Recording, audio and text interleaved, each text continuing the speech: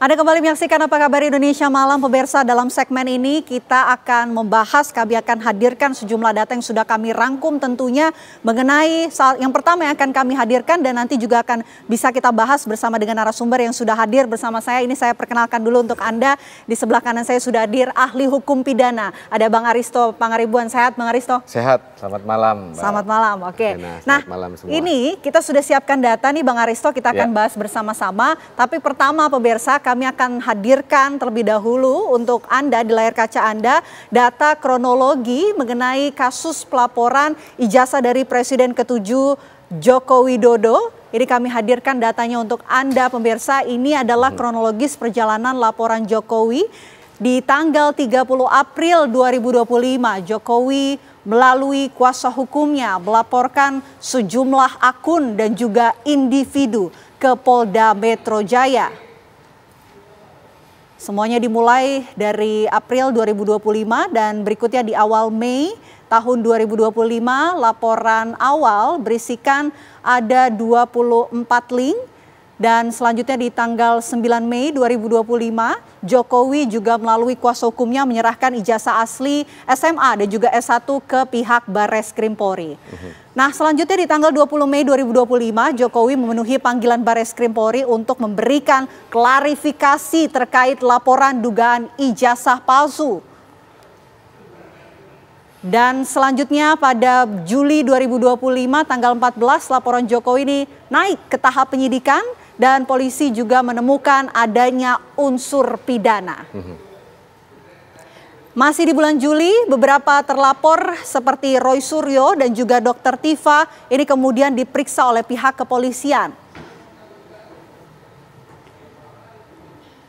Selanjutnya pada tanggal 24 Juli 2025 Jokowi, Presiden ke-7 ini diperiksa sebagai pelapor di Mapolresta Solo, Jawa Tengah. Nah, di bulan Agustus, sekitar Agustus sampai dengan September 2025, Polda Metro Jaya ini menyita ijazah SMA dan juga S1 milik Jokowi untuk kemudian diteliti oleh laboratorium forensik. Dan pada tanggal 7 November 2025, Polda Metro Jaya akhirnya menetapkan 8 orang sebagai tersangka. Kami hadirkan terlebih dahulu untuk Anda pemirsa, Polda Metro Jaya ini menetapkan 8 orang sebagai tersangka kasus pencemaran nama baik terkait tudingan ijazah palsu Presiden ke-7 RI Joko Widodo. Berikut ini. Berdasarkan hasil penyidikan, kami menetapkan 8 orang sebagai tersangka yang kami bagi dalam 2 klaster. Antara lain, 5 tersangka dari klaster pertama yang terdiri atas Pratama, ES, KTR, MRF, RE, dan DHL. Untuk klaster kedua, ada 3 orang yang akan ditetapkan sebagai tersangka, antara lain atas nama RS, RHS, dan TT. Akan langsung membahasnya bersama dengan ahli hukum pidana Bang Aristo. Kalau kita sudah lihat tadi kronologi kasus pelaporan ijazah Presiden ke-7 Joko Widodo ini dari bulan April pelaporan ini dilakukan, kemudian sampai dengan November ini baru saja ditetapkan ada 8 orang sebagai tersangka. Dari kerangka hukum ini Anda melihatnya seperti apa Bang Aristo? Jadi gini, ini ada 8 orang menjadi tersangka ya. Jadi ada 2 klaster. Jadi klaster pertama itu yang menonjol adalah soal penghasutan, itu Egy Sujana dan kawan-kawan. Lalu klaster kedua itu lebih banyak pasalnya, ya, ada pencemaran nama baik, fitnah, itu berbeda ya, nanti kita diskusi apa bedanya. Kemudian ada juga manipulasi tentang informasi digital, tentang ijazah. Nah, apa hubungannya 2 klaster ini kalau kita lihat? Yang pertama, klaster yang kedua tadi yang manipulasi digital ya, kemudian pencemaran nama baik itu kalau kita lihat konstruksinya itu seakan-akan menyediakan amunisi. Ya, amunisi untuk apa? Untuk klaster pertama ini ya memprovokasi untuk menghasut, begitu bangunan yang coba dilakukan Polda Metro. Soal klaster itu nanti kita akan bahas lebih lanjut karena kita juga sudah mengumpulkan data-datanya Bang Aristo. Tapi kalau kita lihat prosesnya ini dari bulan April kemudian sampai dengan November, banyak sekali kontroversinya begitu. Kalau Anda melihatnya seperti apa? Begini, kalau dari persoalan hukum kita lihat memang timelinenya, step by stepnya itu sudah terpenuhi secara prosedural. Ya, itu yang pertama. Yang kedua, itu menjadi gaduh kan karena banyak irisannya ya. Ada irisan politiknya, bukan hanya isu hukum saja.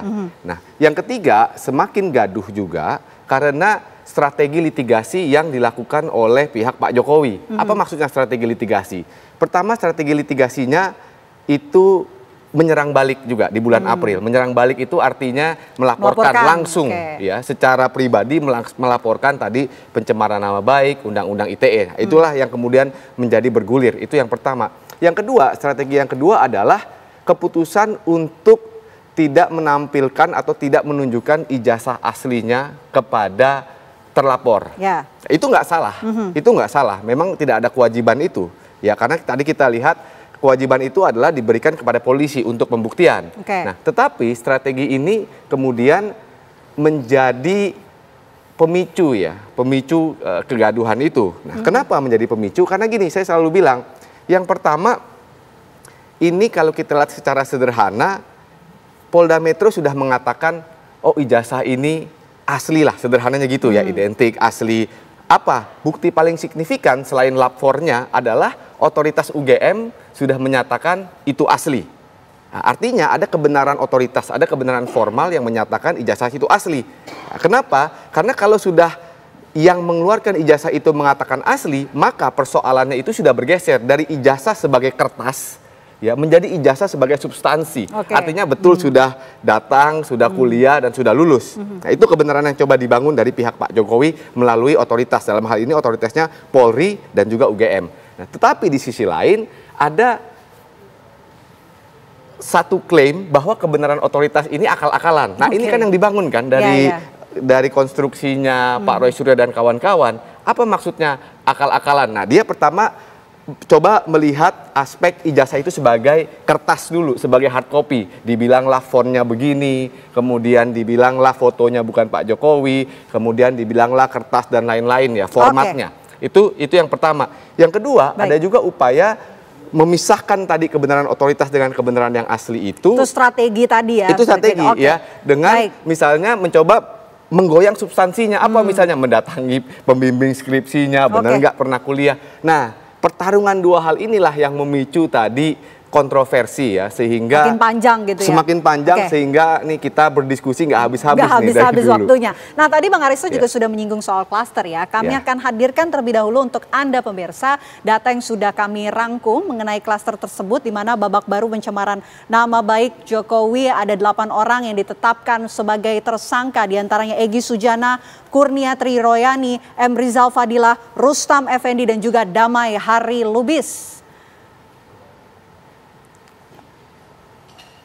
Nah, pasal yang dikenakan terhadap klaster pertama ini ya, kita sebut sebagai klaster pertama adalah pasal 310 dan atau pasal 311 dan atau pasal 160 KUHP dan atau pasal 27A Jungto pasal 45 ayat 4 dan atau pasal 28 ayat 2 Jungto pasal 45 ayat 2 Undang-Undang ITE.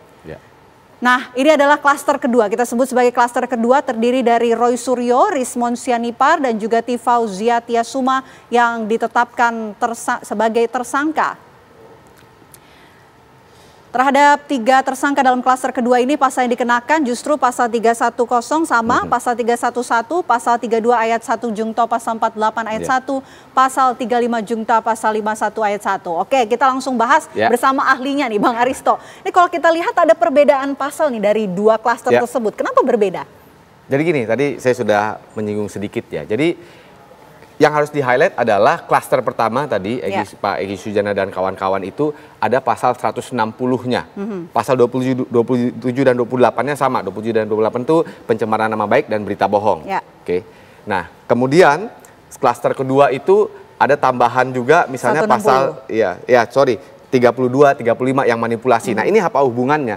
Jadi sederhananya saya sebut klaster kedua itu Pak Roy Suryo, Dr. Tifa dan Pak Rismon itu klaster yang memproduksi konten ya, dengan klaim mereka kan meneliti.